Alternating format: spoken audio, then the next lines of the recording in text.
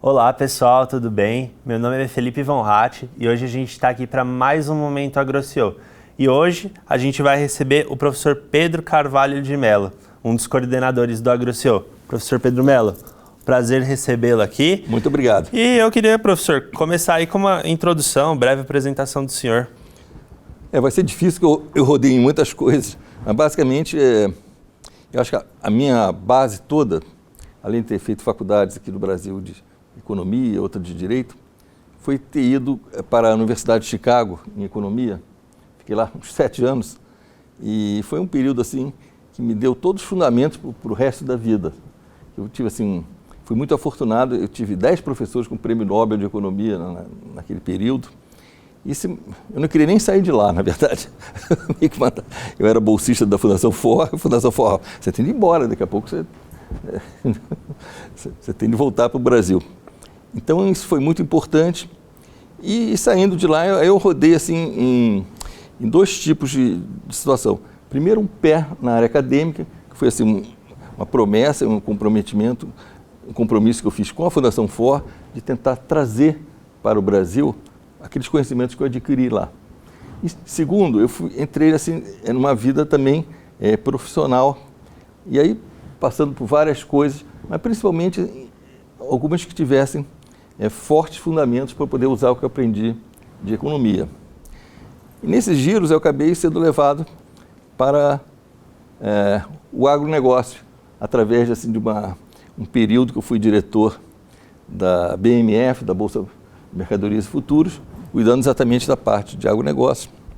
E depois aí vim para a Exalc, graças ao professor Pedro Marques, que foi um grande incentivador. E, enfim, aí fiquei aqui e segui com uma experiência também internacional em paralelo. E estou aqui no PCES, né?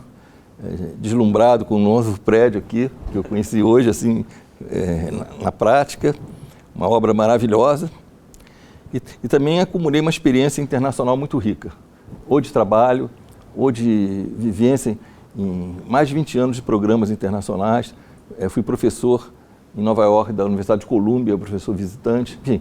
Então acho que todo esse conhecimento, eu acho que me faz jus a ser complementar aos outros 3 coordenadores. A gente é um time assim, com experiências variadas, uma coisa comum, que é uma boa fundamentação técnica e teórica. Eu acho que isso é um elemento diferencial do nosso programa. Professor, então muito obrigado, a gente agradece aqui, prazer em recebê-lo.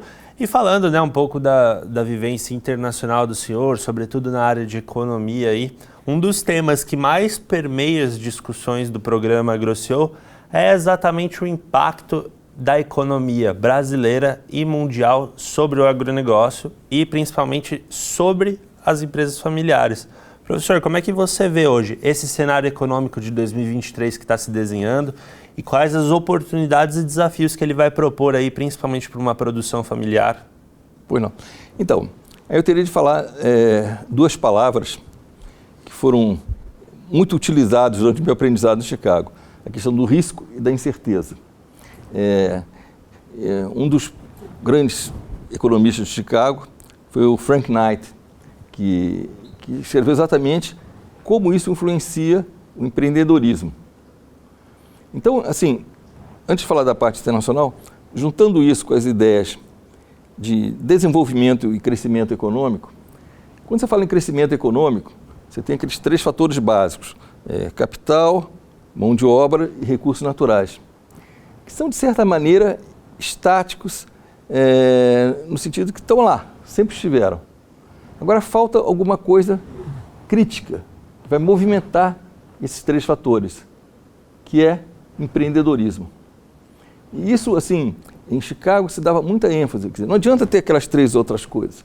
Se você não tiver assim, uma sólida formação institucional do país que permita que esse empreendedorismo funcione, esse eu diria que é o primeiro elemento de risco e incerteza na situação do Brasil, assim, a liberdade de empreender. E segundo, que esse empreendedor ele funcione como uma das chamadas rodas do progresso. É aquela roda que vai tracionar as outras, tá entendendo? Então, assim, voltando primeiro para a pergunta sobre economia familiar, eu acho que a família,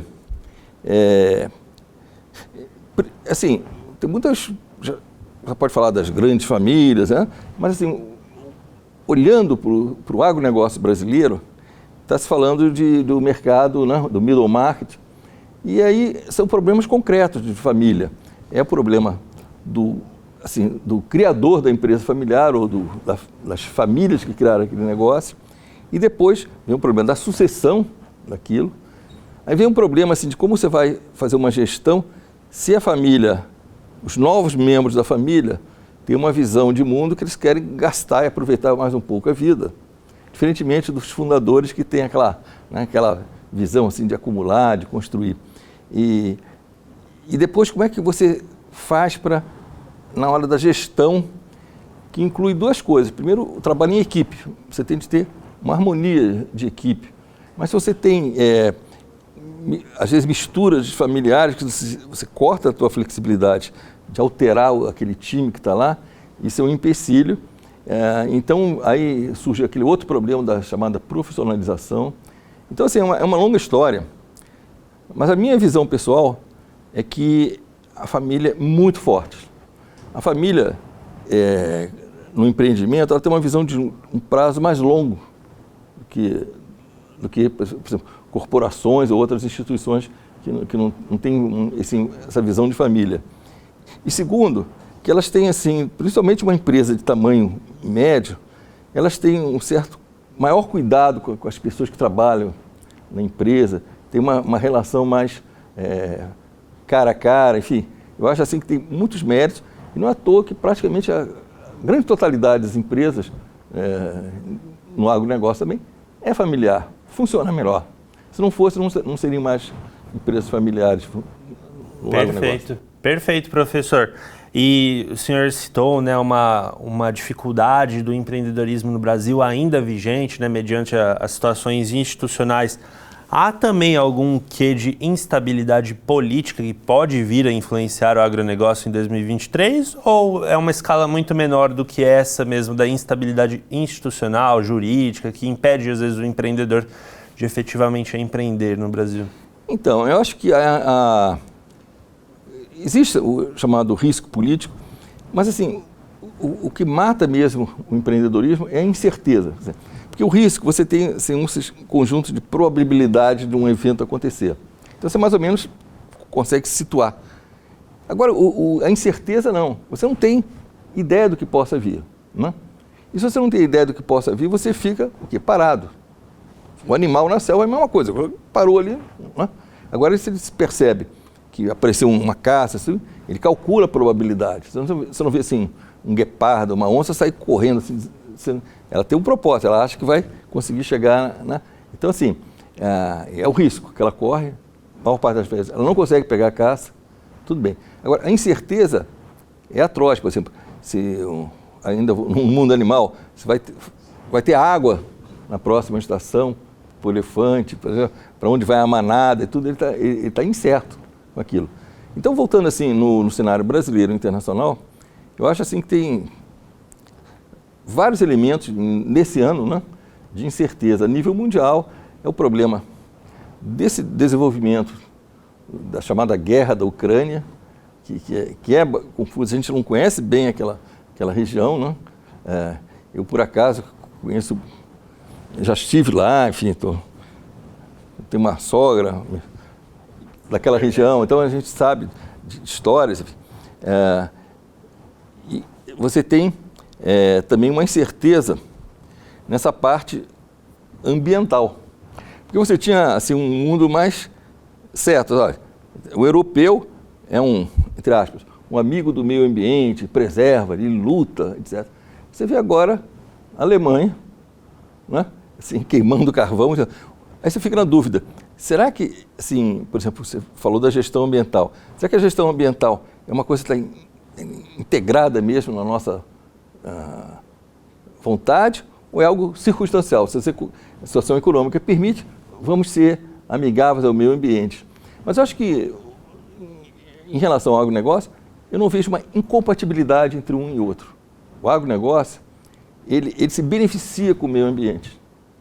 Ele não tem ganho em agredir esse meio ambiente. Pode ser um ou outro, mas assim, quando você fala o comportamento coletivo, ainda mais que à medida que a educação avança, ele é um parceiro do meio ambiente. Então eu acho completamente equivocado, assim, declarações e opiniões de pessoas que não entendem do assunto, mas que mesmo assim ficam repetindo certas coisas que não se sustentam. Bacana, até uma experiência, né, do AgroShow 2022 foi a discussão de uma matriz de riscos e incertezas, né, onde a sala toda, a turma toda calculou ali algumas probabilidades. Foi. Dessa experiência, professor, dá para a gente tirar algo e passar para o público que está em casa? Pois eu acho que no caso a gente vai tentar, alguns casos que a gente vai examinar com os próprios participantes, é tentar ver assim, uma determinada situação, as possíveis saídas, qual a probabilidade de cada uma, desenhar cenários. Inclusive, uma das palestras, que vai ser no final do programa, mas pode ser também no segundo módulo, na parte internacional, é ver como você analisa esse cenário. Por exemplo, 2023, se você vai investir, é claro, você pode ter muita incerteza, muito risco, mas de repente tiver uma taxa de retorno que compense, né? Mas assim, aí você estaria escolhendo os investimentos talvez errados, mas especulativos. Tá certo? Ou apostar que vai vir mais inflação, é terrível para o país. Eu acho que nós temos que ter um país que faça investimentos, que calcule assim, a rentabilidade, calcule aonde ele vai investir, onde ele vai aplicar os recursos, se forem coisas mais sólidas, assim, que vão redundar no crescimento da produtividade, que esse é o ponto também que eu queria destacar, é que um país só progride com o aumento da produtividade. E o aumento da produtividade necessita de investimentos produtivos. Investimentos que apenas enxugam gelo podem ser rentáveis, mas não aumentam a produtividade, até diminuem. Do próprio ponto de vista que o senhor comentou lá no início, né, que o empreendedorismo é essa força motriz que vai levar o país à frente, né, acho que entra muito nisso também. Sem dúvida, sem dúvida. Deixa ele trabalhar, laissez faire, laissez passer, como dizem na frase. Deixa eles trabalharem que a coisa vai. E para isso, né, professor, para deixar o empreendedor, sobretudo do agronegócio, que é aqui o nosso ambiente agora, deixar ele trabalhar, né, há desafios tanto internamente no nosso cenário interno no Brasil, o senhor já comentou alguns, e no cenário externo também. Um deles, esse protecionismo ambiental. Então, esse protecionismo ambiental é terrível, porque, na verdade, você tem um jogo de mal entendido, ou seja, o agronegócio brasileiro é apresentado como um monstro. Na verdade, inclui a floresta amazônica como parte do agronegócio, já começa por aí. Aí depois, países que competem com o Brasil e têm menor produtividade, como é que eles podem competir com um país tão robusto, tão eficiente, com um empreendedorismo tão dinâmico como é o empresário do agronegócio aqui no Brasil? Criando medidas protecionistas exatamente para criar um aumento de custo do agronegócio brasileiro. Isso a gente discutiu bastante no primeiro programa com os participantes, é que mais irracional que sejam essas conversas, elas afetam.